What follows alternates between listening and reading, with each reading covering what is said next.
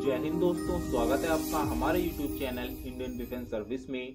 दोस्तों, आईपीएस का नाम तो आपने सुना ही होगा, तो आज मैं इसके बारे में पूरी इंफॉर्मेशन आपको देने वाला हूं कि आईपीएस क्या है, कोई व्यक्ति आईपीएस ऑफिसर कैसे बन सकता है, इसके लिए आपका फिजिकल, एज, हाइट और एजुकेशन क्वालिफिकेशन कितना होना चाहिए। इस वीडियो में मैं आपको आईपीएस ऑफिसर बनने का शुरू से आखिर तक पूरा selection process step by step बताऊंगा, ताकि आपको पूरी इंफॉर्मेशन एक ही वीडियो में मिल जाए। अगर आप चैनल पर नए हैं तो चैनल को सब्सक्राइब करना बिल्कुल ना भूलें। तो बिना टाइम वेस्ट किए वीडियो को शुरू करते हैं। दोस्तों, आईपीएस का पूरा नाम इंडियन पुलिस सर्विस होता है और ये यूपीएससी के अंतर्गत आता है। तो सबसे पहले बात करते हैं इसमें हाइट के बारे में। तो अगर आप मेल कैंडिडेट हैं और आप जनरल या ओबीसी कैटेगरी में आते हैं तो आपकी हाइट कम से कम 165 सेंटीमीटर होनी चाहिए और एससी या एसटी कैटेगरी के मेल्स की हाइट कम से कम 160 सेंटीमीटर होनी चाहिए। तो बात करते हैं फीमेल कैंडिडेट्स की। तो जनरल और ओबीसी कैंडिडेट की हाइट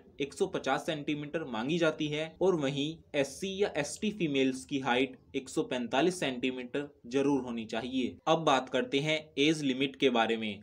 तो अगर आप जनरल कैटेगरी में आते हैं तो आपकी एज 21 से 32 साल के बीच होनी चाहिए और अगर आप ओबीसी कैटेगरी में आते हैं तो आपकी एज 21 से 35 साल के बीच होनी चाहिए और वहीं एससी या एसटी कैटेगरी के कैंडिडेट्स की एज 21 से 37 साल के बीच होनी चाहिए। एज क्राइटेरिया मेल और फीमेल दोनों के लिए सेम ही होता है। साथियों, अब सबसे इम्पोर्टेंट बात मैं आपको बता दूं कि इसके फॉर्म कब निकलते हैं। तो इसकी जो वैकेंसी है वो साल में एक बार जरूर आती है और ये यूपीएससी के अंतर्गत आती है। इसके ऑनलाइन फॉर्म हर साल फरवरी के महीने में निकलते हैं। तो इसका ध्यान आपको रखना होगा कि इसके फॉर्म कब निकलते हैं। तो अब बात करते हैं इसमें एजुकेशन क्वालिफिकेशन के बारे में। तो इसमें आपके पास ग्रेजुएशन की डिग्री जरूर होनी चाहिए किसी भी सब्जेक्ट में, चाहे वह बीए, बीएससी, बीकॉम, बीबीए या बीसीए में से कुछ भी हो। आपका ग्रेजुएशन जरूर होना चाहिए या फिर आप ग्रेजुएशन के फाइनल ईयर में हो तब भी आप इसके फॉर्म को भर सकते हैं। तो अब मैं आपको आईपीएस ऑफिसर बनने का पूरा सिलेक्शन प्रोसेस बताऊंगा, वो भी स्टेप बाय स्टेप। साथियों, आईपीएस ऑफिसर बनने के लिए सबसे पहले सिविल सर्विसेज एग्जाम क्लियर करना होता है।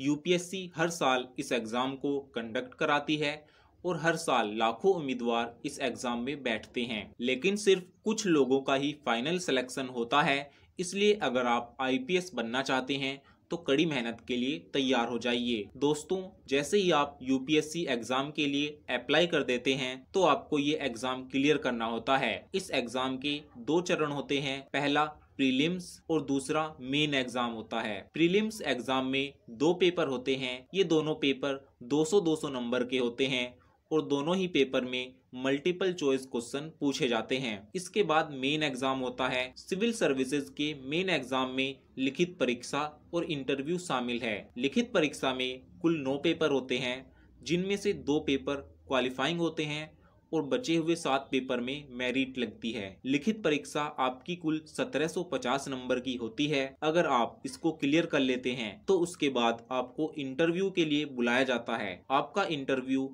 कुल 275 नंबर का होता है। यह इंटरव्यू लगभग 45 मिनट का होता है। यहाँ पर कई इंटरव्यू लेने वाले पैनल होते हैं जो आपसे काफी मुश्किल और ट्रिकी सवाल पूछते हैं, इसलिए आपको इसके लिए तैयार रहना होगा, तभी आप एक काबिल आईपीएस ऑफिसर बन सकते हो।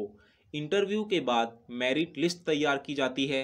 जिन कैंडिडेट्स का नाम मेरिट लिस्ट में होता है उनको आईपीएस ऑफिसर बनने के लिए पहले ट्रेनिंग पूरी करनी होती है। ट्रेनिंग के लिए कैंडिडेट्स को मसूरी और हैदराबाद जैसे शहरों में भेजा जाता है। जैसे ही ट्रेनिंग पूरी हो जाती है उसके बाद पोस्टिंग दी जाती है।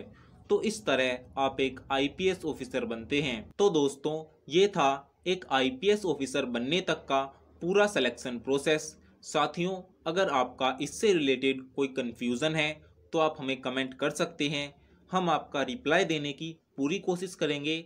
अगर ये वीडियो आपको पसंद आई हो तो वीडियो को एक लाइक जरूर करें और सभी जगह इसको शेयर करें। और डिफेंस से रिलेटेड जानकारी सही समय पर जानने के लिए हमारे चैनल को सब्सक्राइब जरूर कर लें।